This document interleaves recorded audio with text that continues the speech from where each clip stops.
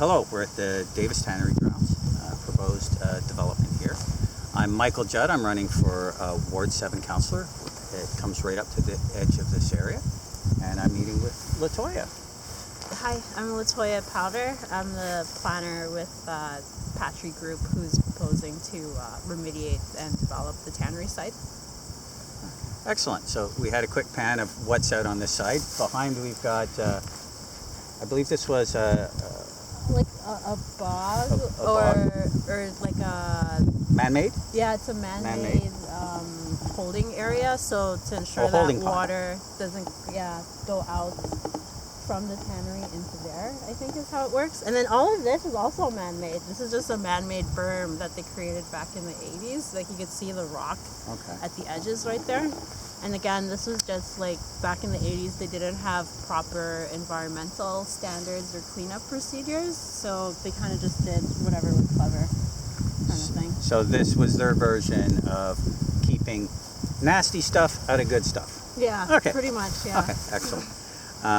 I've got some questions here from the city, some from myself, from the community, I should say, not necessarily from the city. From the community. Most of them, I think, have actually been gone over at different times, but not in a simple format for the community to see. Okay. You know, otherwise they got to sit and wait through a 6-hour meeting. So we want to keep it nice and simple. Understood. And then you should have a spiel on your side and anything that you have to say about your company and what they're proposing. Okay. So we'll just get straight into some of the questions here. How much of the total lot will be developed, and how much of the designated wetland in total will be affected? Because I know the wetland extends further than the actual property. Mm-hmm. So the lot is approximately 30 acres, and I know 21 of it actually is getting developed for open space park, and then the rest of it is being developed for residential. So out of how much of the wetland is being developed, I think it was like under 1 hectare of it is what we're proposing to remediate and clean up. 1 hectare out of how many hectares? So 30 acres is about 12 hectares. Out of 12 hectares. Well, out of 12, one would be developed. Yeah. Roughly. So like from Orchard Street all the way up to here, it's about 30 acres or 12 hectares. Okay. And I would say probably 9 of those hectares will be developed as residential. And then we're developing another 9, so that's like 18 as park. And then the rest of it would have been whatever the wetland is. Yeah. Okay. Actually. That might tie into another question further down, actually. So that's good. Thank you for that. At the meetings, much was spoken about capped and also about remediation. And when we walked out here, you said they capped some stuff as well years back in their way. So how much will actually be capped, and what is that? I wish I had a map. Because people don't know. Just roughly, like what is capped as compared to remediation? Because that's what people are asking. So remediation means like cleaning the soil and making it clean so that we could like reuse it and plant trees or shrubs. Okay. And capped means that there's some parts of it where you dig it out to a certain depth and then you put clean soil on top of it. So the cap is clean soil being put on top of dirty soil. Yeah. So is it an impermeable barrier or a permeable barrier like this was done years back? Some of it will be permeable and some will be impermeable. So for example, permeable would be wherever the open space parks are, or wherever there's like a park at, whereas the impermeable would probably be like where the building's going, where the roads are going. And so that's a heavy membrane process like they use up in the tar sands, things like that? I'm not sure about that one, if it's heavy membrane process, but it's non-permeable. Yeah, so like we committed to, like we provided a landscape plan that shows everywhere where we'd be planting like trees and shrubs and where like landscaping would go in, and so that would be like the permeable areas. Oh, okay. Yeah, I think that's in the city plan, but most of the people of Kingston haven't really seen that. Yeah. Yeah. So all of that's located on Dash. It is on. It's yeah, on Dash. it's on Dash, and it's all for the Okay. public to Dash see it. is It's kind of funny. We go to Dash these. can be a little challenging to wander through at times. I would agree Yeah. 100%. And if you get elected, please change Yeah. Dash. Oh yeah, because you live in Kingston now. Okay. Yeah. See what I can do. No promises. Yeah. Okay. And that comes into, will there actually be any remediation, and if they worked out to what depth that kind of would have to be at? Like, will there be any soil actually removed and cleaned and things like that? So how substantive is that? Because it sounded like most of it was just capping.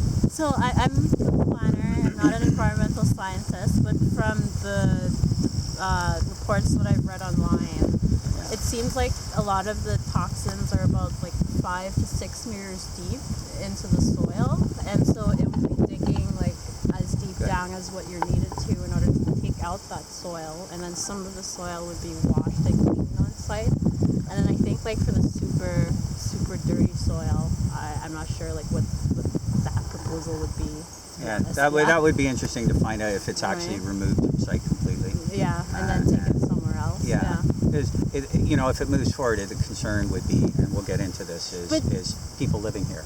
Right? But then that's the other thing, though, is like in order for it to move forward and for us to know exactly how much soil would be coming out and going back in, and what soil would be allowed to be kept and stuff, we kind of need to have like the planning policies approved, and then you're able to move on to that detailed proposal part of it, where it says like, okay, yes, we do have to remove X amount of this soil. Right now, it's more like, oh, we have an estimated amount of X amount of, that needs to be. I think you're down to like question 7 or 8 by now. I'm so sorry. I'm so sorry. Continue. I'm sorry. That's okay. Well, you don't know what the questions are yet, right? So we'll get into them. And we did mention when walking, because I couldn't find this either, and my colleague here that's pushing the red button on the camera asked the question too. The old oak tree that's mentioned so much, is that to stay or go? It's going to go. We've committed to providing genetics from the tree. So, for example, the entire site is considered to be contaminated. So, if there was to be any part of the site to stay, then the Ministry of Environment wouldn't be able to give you a record of site condition to say that humans and animals are now able to come back and cohabitate on the land. But if you clean up the entire site, then you get that record of site condition that says, okay, here now you can have people living and staying here. So essentially, if that stays in this particular site, there is no way through MOC, any of the sort of planning that No, because they said how the space would have to be fenced off, and in addition, there would have to be like a hard cap placed on top of the tree. And so it's kind of like we looked at it to see how can the tree survive in different scenarios or options. But in all the scenarios, it kind of leads back to the reason why the space is fenced off right now from people is because it's contaminated. If there was a way to do it, the company would be willing to do it. They just haven't found that way. So we've offered to donate the tree to the city of Kingston and put it in the park that's just right across the street from the site, because there are also many old trees. To donate the tree or genetics from the tree? We're donating genetics from the tree, but we've also offered to relocate the tree. To move the tree? Yeah. Wow. But here's the funny thing. I can't even picture doing that, yeah. But the funny thing, though, is the tree would have contaminated soil on it, so they said no. yeah, I get it. So, okay, what measures would be put forth to protect and or relocate wildlife, so that'd be collection and relocation, or maybe bat and bird boxes, things like that. I know bat boxes were specifically done for the third crossing. That's something that was done. Is that part of the plans, or what does that look like? We would make whatever requirements we need to do to kind of relocate the animals. Like, I know, for example, there was talks about kind of finding turtles that could be close to the area and just kind of picking them and relocating them to because I hear lots of birds, a tremendous amount of birds out here, there's fish and wildlife, turtles, like you mentioned. So that is in the plan. Yeah. Okay. Yeah. Now here's I found this too. This was just hard to work out between your site, the city site, and also some of the environmental groups and so on. There seems to be confusion. There's discussions about removing a lot of trees. However, there's three big numbers that keep popping up, and they're very different. 1,600, 1,800, and 2,000. It's not 2,000. Which is it? I think I read on your site 1,800. Yeah, it's 1,800. And so you had somebody come in and do a tree catalog. And what size did they measure to? Do you know? Every development is required to do tree inventory. Yeah. There's trees on the property, so There's you go 20 out. centimeters, 30 centimeters. I think it's 15 centimeters 15 diameter. centimeter diameter? Yeah, Okay. and you're required to measure like the species of the tree, the health of the tree, the diameter of the tree. So it's like, is the tree good, fair? And you hired an excellent. independent arborist to come in and do that? Yeah. Okay. I had that done on a former property of mine. They had to come in and do that, yeah. So being that so many trees are going to be removed, that comes down to the next question. Has there been any commitment from the developer or whatever's happening here to replace those trees in Kingston? Because we've got a tree canopy issue in Kingston as part of the city plan. Oh, yeah. So if they remove 1,800, they're going to put at least 1,800 back? Or what are they going to do? I'm not sure.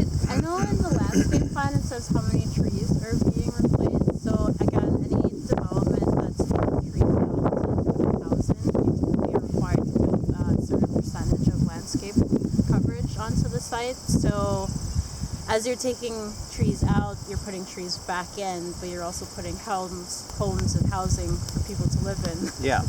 Back into the space. Okay. I know we've committed to ensuring that these rooted trees are going to be able to go back into the tannery site to be able to provide that tree coverage. And in addition, like developers pay into a tree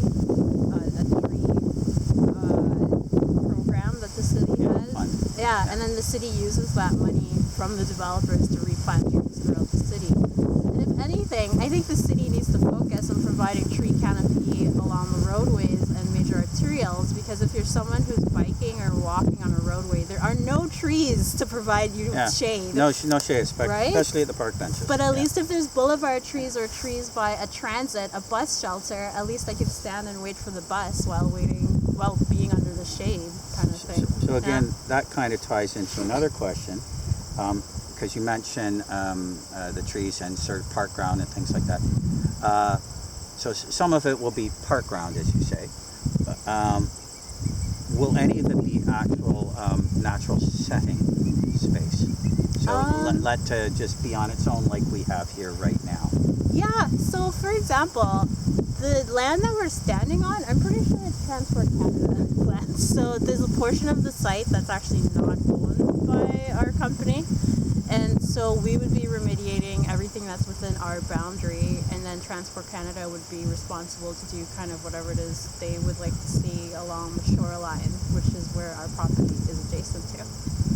So everything along the shoreline would be left natural until Transport Canada decides what it is they kind of want to do with it. Okay, because your property doesn't come right up to here. Exactly. Right? So this is essentially either Transport Canada or another federal or provincial government group, this area. That's exactly it. Yep. Okay, so that part covered by the developer, this part covered by the municipality or the whoever. federal government. I wouldn't say because I think the municipality also owns a portion of the wetland up there. Okay. Yeah. So when we came through here, we'll just wait for the camera to come back so we can have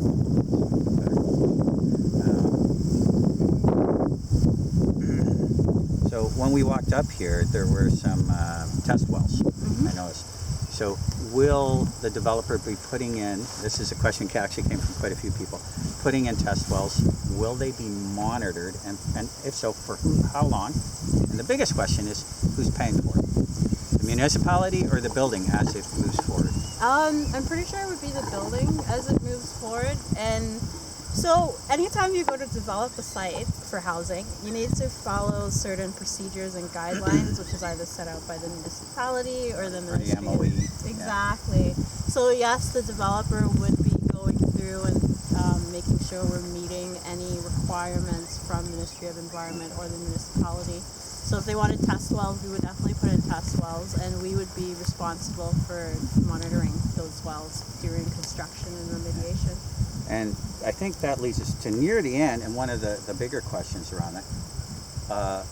Is there any plans, is there any contingencies as you're doing this? Because we really don't know what's here. You find some stuff past what is desired. If we find some stuff that's suddenly it's not so good. So I think that's kind of the interesting part. Again, with land development, everything that's done under like planning or official plan amendments is really conceptual. It's all high level planning based on like estimates and approximations. So it's kind of like once you get your planning approvals, then you're able to break through that glass ceiling and be able to do all of the additional, what happens if we run into this? What happens if we run into that type of thing? What guidelines or requirements are there in place so that if we do run into this, we have to, hit the red bell and call so-and-so immediately. It's in place to say, hang on, this isn't doable or isn't doable this way. We put the brakes on and let's try another plan. Okay, we look at other options. Yeah. Okay. With planning and zoning, you're really trying to get like your density approved, your setbacks, your building heights, your number of parking spaces, and everything. But once you get like your planning approvals in place, then you can move on to your detailed design. And if through detailed design you realize, we need to change something, then you change it because you already have like your planning approvals for 1,600 units, along with 1,500 parking spaces, and your building needs to be set back a certain amount. But now it's kind of you're moving on to being able to fine tune those plans. I guess you could say. Now the last one I got is I might actually read this. It's a multi-stage question. This isn't so much the lands; it's the actual plan itself. Is when it's built, and everything moves forward, and everything's wonderful, and we find half the pollutants in it just spectacular, right? We get lucky, right? Yeah. What will the average price of a unit be? Has that been worked out? And I know there's talk of about 20% affordable housing. Yeah. So, what will that kind of look like? Are we talking affordable housing as in $3,000 a month, or is affordable housing $1,500? And then that's where I turn the question back, and I'm like, what's your definition of affordability, just so that we can understand that? For example, I saw one person renting a one-bedroom unit along the waterfront for $1,900, but then saying how our project isn't going to be affordable. So then I was like, but then is one bedroom $1,900? Is that your definition of affordability, kind of thing? Well, everybody has a different definition. And then, so we are going to provide 100 units that'll be dedicated to the Kingston Housing Frontenac Corporation. Currently, we do work directly with Kingston Housing Frontenac Corporation to provide units for people who are in trouble and who need a place like ASAP kind of thing. Now, this is the definition that I'm talking about. Somebody, say, my neighbor lives across the street. He's now living with his brother. A couple of great guys. We were talking last night. He's 72 years old, and he's on Canada pension, old age pension, and so on. That's all he has. I know what you mean. Yeah. Right? So that's where what I'm kind of looking at, and that's where I'm getting a lot of the questions, because that's a lot of the population. So something that we do is we have currently in our portfolio, we have units where people have to be making less than $30,000 a year in order to qualify. And in addition to that, we have other ways to vet potential. That's a good yardstick. I think 30 grand is a good yardstick. If I have to, I can live on 30 grand. Right. But it's definitely a challenge. Exactly. And then the other one is whenever someone comes to us wanting to be a tenant, we kind of make sure that their income I mean, their expenses and rent won't be too much on their income. So make sure, like, for example, that what you're spending on rent and expenses isn't more than 50% of like what you're making, kind of thing. Whereas if we see that you're overstretching yourself, then we would turn you away and say that, you know, we probably could have, we should have. Yeah. Okay. No, that kind of goes through all the questions that we see. The biggest ones, of course, is the affordable housing and what is this remediation versus capped and so on. Nobody really knows, right? What that is. Know. Yeah. You know, if it's and also how far down. So you mentioned the contaminants at this 5 point. to 6, yeah. 5 to 6 meters. Yeah. Is where the. It's about approximately. Well, but if we go down 10, it's clear at this point, sort of thing. I don't want to say that, Yeah, but okay. I would say 5 to 6 meters off the top of my head. Yeah. So how was that done? An independent hydrologist came in, or a testing agency, or something? So I know that they've done a lot of reporting from like back in the 80s, and since this has been closed, there's been tons of reporting by like our MC, the Royal Military College. I think they did some testing. Our guys, XCG, they come out, they do testing, and they just kind of look at all of the different reports. So there is new reports too? It's not, is it all older stuff? There are new, there's There is ESA, some, okay. We have environmental phase 1 and 2 reports on Okay, Dash. I'll look into that. So Yeah, totally the stuff that I was finding was all